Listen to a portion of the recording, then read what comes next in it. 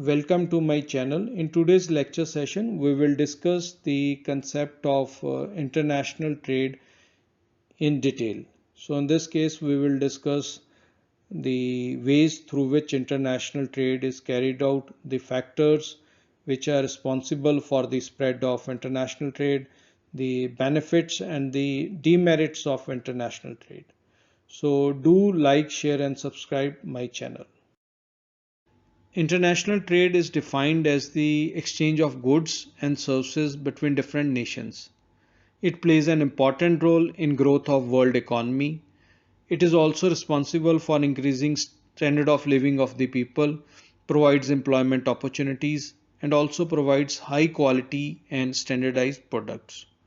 The international trade is also sometimes referred to as the foreign trade or the global trade or sometimes as international business.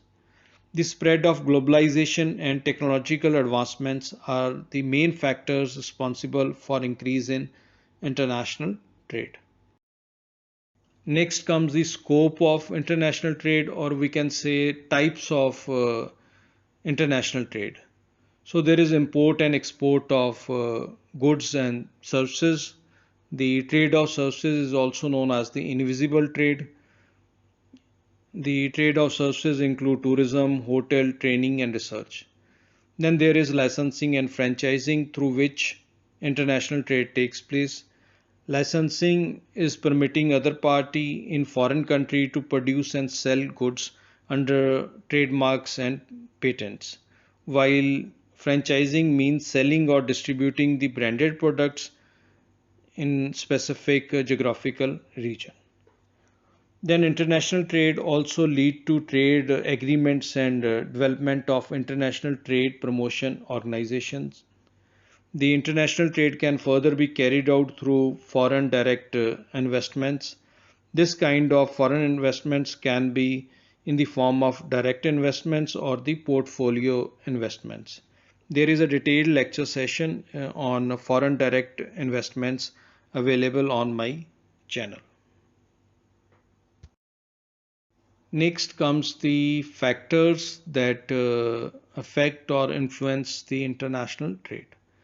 The first is the impact of national income.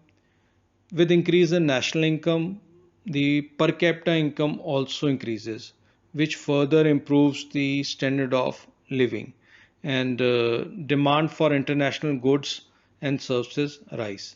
Then is the impact of inflation. With rise in inflation in a domestic economy, people will prefer to consume and buy foreign goods and services. Thus, it contributes towards the improvement of international trade. Then the role of government is also an important factor that influence international trade. The government can impose restrictions or they can provide certain kind of concessions or the subsidies to improve international trade. Then is the geographical location. Similarly, the climate, location, or the presence of natural resources are also important factors that influence the international or the world trade.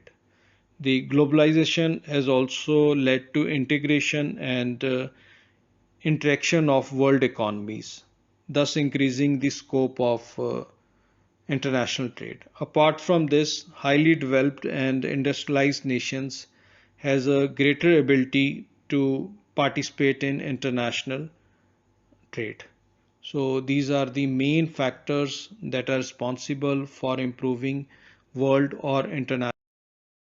Now let's also briefly discuss why the companies enter international market. So once the domestic demand is fulfilled, the companies prefer entering the international markets to look for their trade prospects, then to increase their customer base, to increase their sales, revenue, and profits.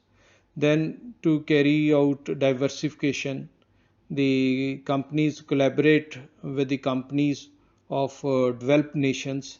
So by this, they get the advanced technology and more skilled manpower. Then with the entry into international market, the image and reputation of the firms also improve, and they get a competitive edge over their competitors.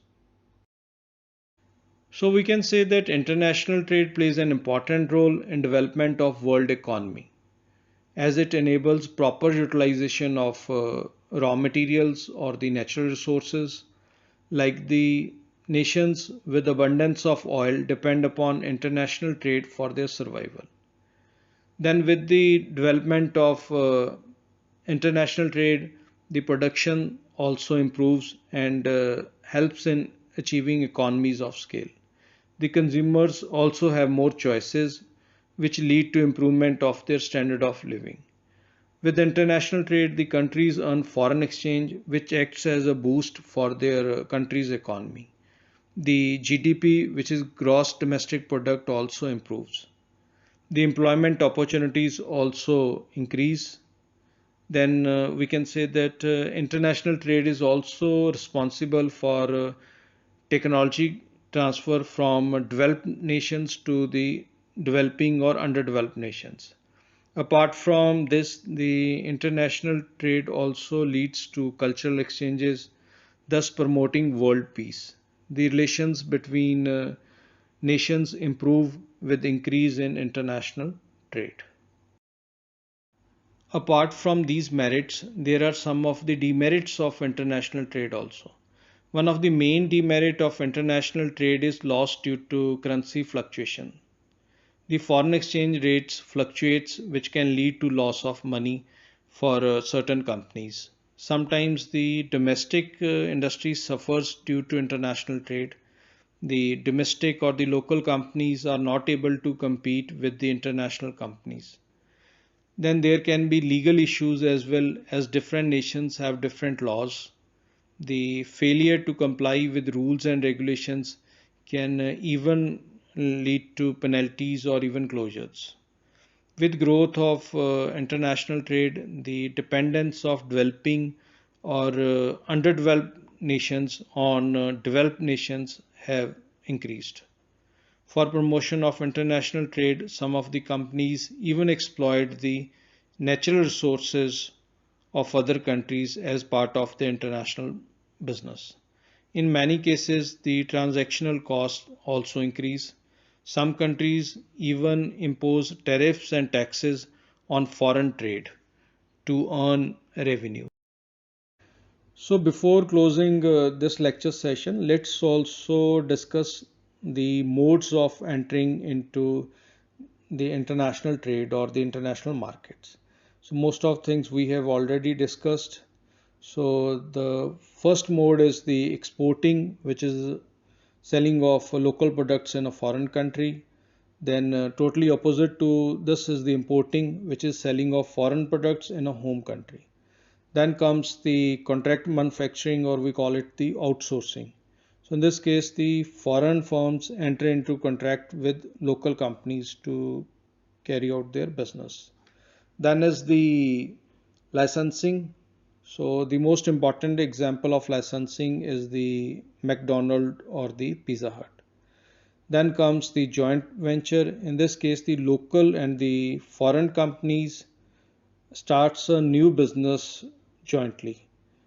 For example, Bharti and Walmart started a new business in 2008. Then comes the foreign direct investment, which is the FDI.